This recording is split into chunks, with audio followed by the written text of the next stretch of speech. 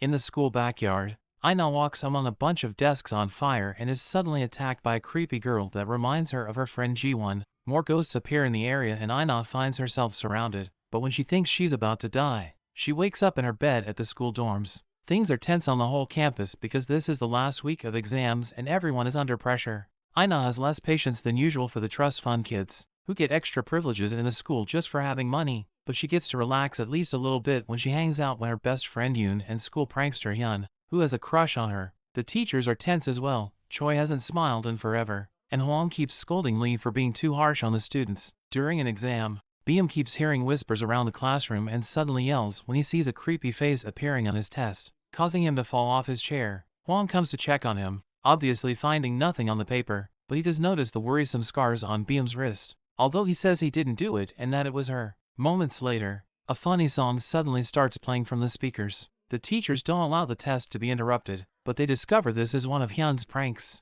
and as punishment he's asked to come to school over the weekend to help the teachers with some chores. In the afternoon, the teachers have a meeting with the principal, who informs them students from their sister school will be visiting them in 10 days, so he wants them to make a temporary class with the top students and start training them this weekend. The following day, the test results are posted and I-Na and Yoon discover they'll be part of the special weekend class, which is a big deal considering the top 3 as usual are taken by the rich kids. When Beam comes over to find out his own grades, he begins feeling dizzy and notices the creepy girl from I-Na's dreams in the middle of the crowd. After a few seconds, the creepy girl's face fusions with I-Na's, causing Beam to attack her. Other students immediately pull him away and an ambulance is called so he can be taken to a mental hospital. As the nurses drag him away, Beam yells at everyone to tell them they'll die soon. In the evening, Guard Kim is doing his usual rounds when he suddenly hears a noise coming from under the building floor. It's Beam, who has escaped the mental hospital and has shown up at school with his hands covered in blood. He's obviously scared and keeps staring at something,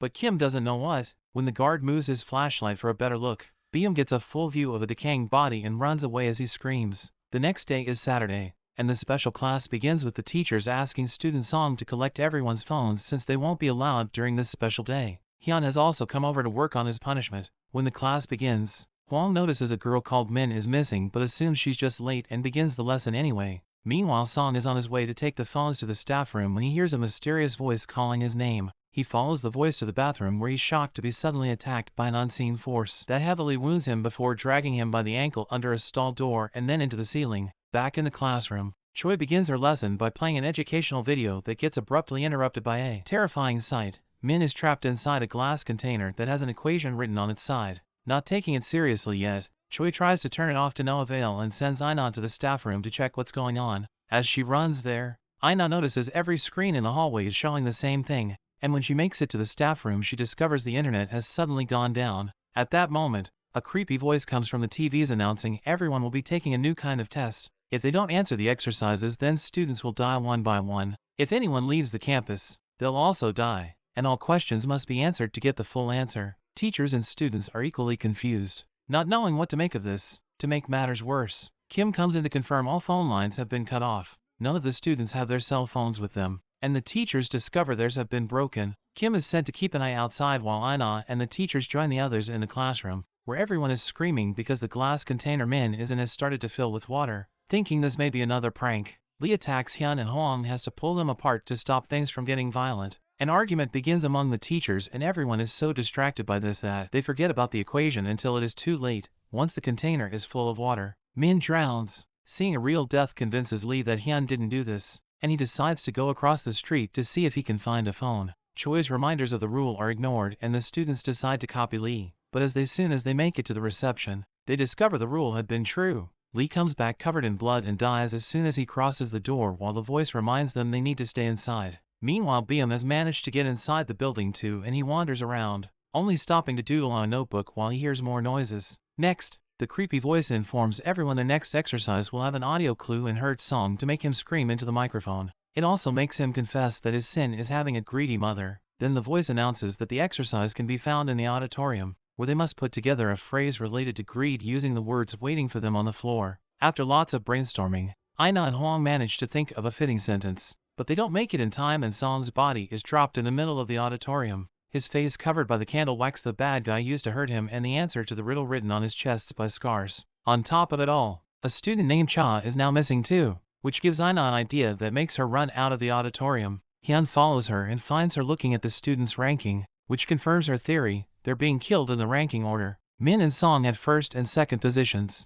and the missing Cha is the third. Yoon will be the fourth, and I-Na herself comes fifth. In the auditorium, the rich kids think they would be safer if they hid in their dorms, so they make a plan to sneak there. Yoon overhears this and joins them. They get permission to leave the auditorium from Hwang by pretending to need to go to the toilet, and with a quick run they make it to the dorms, unaware that Beam can hear them running through the hallways. At that moment, I-Na and Hyun return to the auditorium and tell the teachers about their discovery, meaning they need to find Yoon as soon as possible to protect her. They end up dividing the class into two groups, one guided by Choi, and the other by Hwang. By the time night falls, Cha has been missing for 6 hours and there's been no progress in the search. Suddenly, something begins shaking the door of the dorm where the escaped group is hiding, and the strange force creates a hole in the wood in order to grab a student's hair and pull his head through, instantly killing him. Meanwhile, Hwang's group sees a light being turned on at a random classroom and goes to check on it only to discover the next exercise. Looking at the pictures on the board, they need to decode a password to use on the computer on the desk. While they get down to business, Choi's group sees lights flickering at a dorm window and rushes there to find the students panicking in the hallway.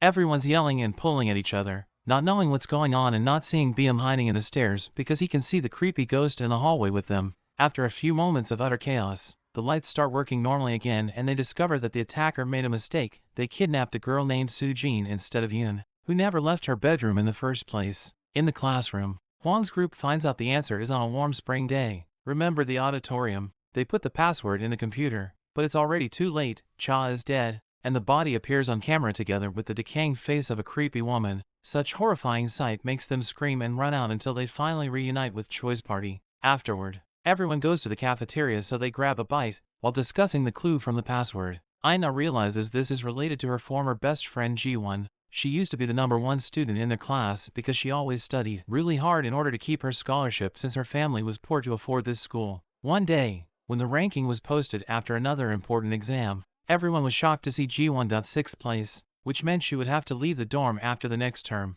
A few days later, Ji-won showed up dead in the auditorium under mysterious circumstances. The students in the cafeteria begin to wonder if Ji-won's ghost is doing this to them, causing a clearly uncomfortable Hwang to drop the subject because ghosts don't exist. After Kim comes to join them for dinner too, a melody starts playing somewhere in the building announcing the next test. Hwang decides he's had enough and goes looking for the murderer while Choi, I-Na, and Hyun follow the song to the staff room, where a puzzle awaits them in the form of an anagram. To solve it, they must put the pictures together to recreate a photograph of the school. While Soo-jin is also heavily wounded by the attacker before she's put inside a washing machine, Hyun retrieves a matching picture from the reception to use as a guide during the solving of the puzzle. The plan works and the answer is revealed to be "I know who killed me. My anger will endure. Face the truth." Meanwhile, Hwang keeps hearing weird noises outside and seeing shadows in the corner of his eyes. Suddenly, a mysterious force attacks him and pushes him away, so Hwang runs to hide in a closet and has to make a huge effort not to scream while a knife keeps stabbing the door.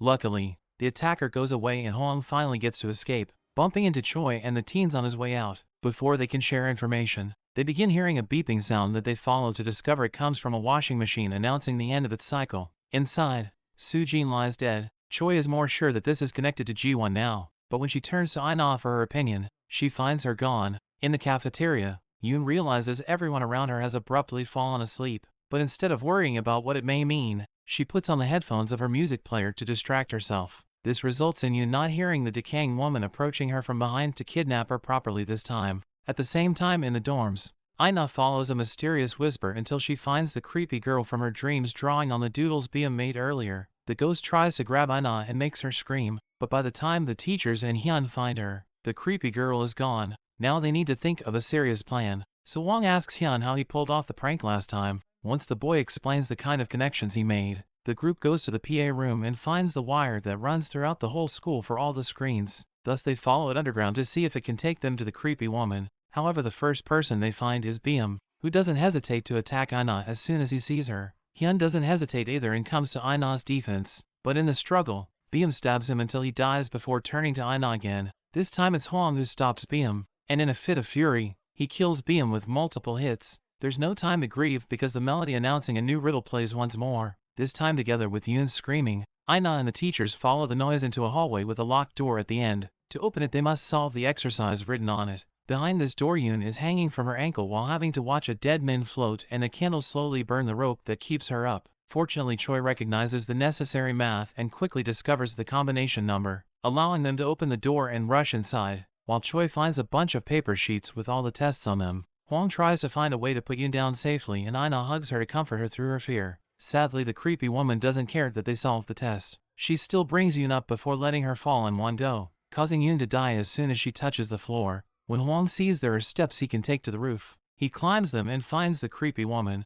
who tries to stab him. Luckily, Hwang thinks quickly and fights back, managing to kill the woman after some struggle and finally putting an end to all this. Sometime later, a memorial for the lost students is held in the auditorium. I-Na can't stand the overwhelming pain and goes to catch some air on the roof, where she's shocked to find the paper sheets with the test plans. There's also a bigger surprise, a photograph of Ji-won with her family, revealing her parents were the creepy woman and Kim the guard. Speaking of Kim, he jumps on I-Na from behind and kidnaps her, showing he had been working with his wife all along and he wants to see their plan through to the end. After tying I-Na to a chair, Kim fills the auditorium with gas as he begins to talk through the speakers. He admits to being Ji-won's father and then he's happy all the rich parents finally know the pain he's been suffering for 2 years. Then, he plays on the big stage screen a recording of Ji-won being murdered that he had found on her phone. He also asks the murderer to reveal himself. While everyone in the auditorium panics about possibly being in the company of a murderer, it is revealed that the person that killed Ji-won had been Hwang. It turns out Hwang was paid by the rich parents to give their kids better grades,